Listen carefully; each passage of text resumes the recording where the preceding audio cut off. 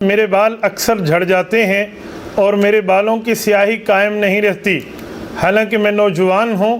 ان دنوں میں تو بال لمبے بھی ہونے چاہیے اور کالے بھی۔ آپ اس کا جملہ آپ کی خدمت میں کہتا ہوں، اس کو سمجھیے، پھر اس کو بطور وظیفہ بھی پڑھیے۔ رسول اقدس صلی اللہ علیہ وآلہ وسلم حسن کا منبع اور چشمہ ہے۔ رسول اللہ صلی اللہ علیہ وآلہ وسلم سے حسن پھوٹتا ہے۔ اللہ رب العزت نے قرآن کریم سورۃ ضحیٰ میں حضور پاک صلی اللہ علیہ وآلہ وسلم کے بارے میں ارشاد فرمایا، واللیل اذا سجا۔ اس کے دو ترجمے ہوتے ہیں، ایک ترجمہ رات کی تاریکی کے بارے میں علماء نے لکھا ہے، اور ایک ترجمہ اور اس کی مراد رسول اقدس صلی اللہ علیہ وسلم کے زلفوں کے متعلق لکھا ہے۔ حضور اقدس صلی اللہ علیہ وآلہ وسلم سے لمہ، جمہ اور وفرہ تین قسم کے بال ثابت ہیں۔ یہ رسول اللہ صلی اللہ علیہ وسلم کی زلف مبارک تھی۔ صحابہ کرام فرماتے ہیں، ان جیسی زلف کا ہم نے کہیں نظارہ نہیں کیا کہ رسول اللہ کے بال مبارک کتنے خوبصورت تھے۔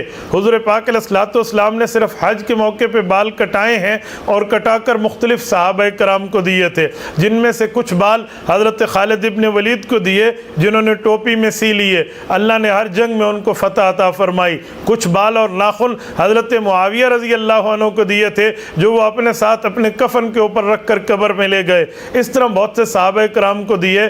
تو واللیل اذا سجا، اگر تفسیر رسول اللہ صلی اللہ علیہ وآلہ وسلم کے بالوں مبارک کے بارے میں لی جائے تو یہ بہت بہتر ہے، اور میرا آزمودہ تجربہ ہے کہ آپ اپنے بالوں کے لیے واللیل اذا سجا کا وظیفہ کیجئے۔ انشاءاللہ تعالی آپ اپنے ہاتھوں پر پڑھ کے پھونکیں گی اور اپنے بالوں پر آپ جو ہے نا اس کو لگا لیں گی، بالوں کے اوپر اپنے ہاتھوں کو پھیر لیں گی، انشاءاللہ آپ کے بال بالکل تندرست اور صحیح ہو جائیں گے۔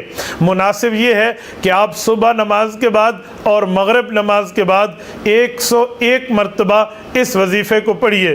پڑھنے کی ترتیب یہ ہوگی، 3 مرتبہ درود ابراہیمی، پھر بسم اللہ الرحمن الرحیم پڑھ کے اس وظیفے کو پڑھ لیں۔ واللیل اذا سجا 101 مرتبہ پڑھیں، پھر آخر میں 3 دفعہ درود ابراہیمی کو پڑھیے، اور اللہ سے دعا بھی کیجئے اپنے بالوں کی صحت یابی کے لیے۔ اور اس وظیفے کو پڑھنے کے بعد آپ اس کو ہاتھوں پہ پھونکیں اور اپنے بالوں پر مل لیں۔ انشاءاللہ تعالی 41 دن کے اندر اللہ آپ کے بالوں کو درست فرما دیں گے۔